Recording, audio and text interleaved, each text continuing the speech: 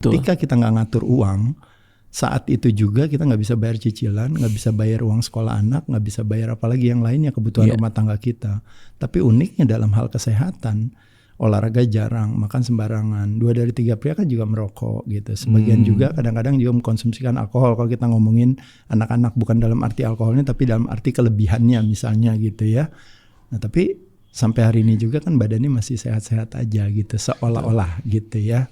Dan kadang kayak enggak kok kakek gue udah begini masih hidup tuh kan gitu ya kadang. Iya gitu. Teman saya juga korup nggak ketangkep-tangkep juga gitu ya. Jadi poinnya kalau mau bicara itu juga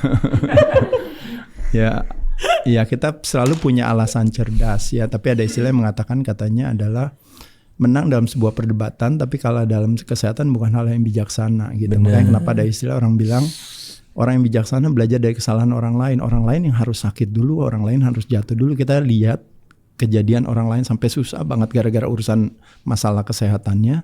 Kalau kita petik dan kita ambil jadi hikmah buat kita, itu akhirnya disebut namanya orang bijaksana. Orang yang pintar, dia harus belajar dari kesalahannya dia sendiri. Jadi dulu dia pernah melakukan itu dan akhirnya jadi sakit dan dia harus bangkrut atau apa, dia harus lewati itu, akhirnya diambil hikmahnya. Nah orang bodoh tidak pernah belajar dari kesalahannya sendiri. Kalau ditanya sebenarnya tidak ada orang yang bodoh. Tapi kalau ditanya kenapa kamu bisa bodoh tidak mau belajar daripada kesalahan kamu sendiri, jawabannya dia bilang adalah apa? Karena yang salah bukan saya. Yang salah siapa tadi? Kenapa saya gemuk? Yang salah siapa? Nenek moyang saya. Keluarga saya juga pada gemuk. Genetik gitu kan. saya. Yang salah nanti mungkin istrinya yang salah. Karena kita habis ini kan saya nggak enak hati. Udah disiapin masakan jadi saya harus makan.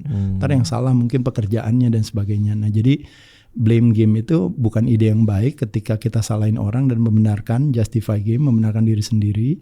Nah, tapi kutukan dalam permainan itu selalu melibatkan permainan yang ketiga. Ini disebut yang namanya complain game. Yaitu adalah yang komplain nanti terakhir dia sendiri. Makanya tadi saya katakan, jadi menang dalam perdebatan. Nah itu yang terjadi dengan netizen di Indonesia kan. Tapi kalah dalam kehidupan gitu.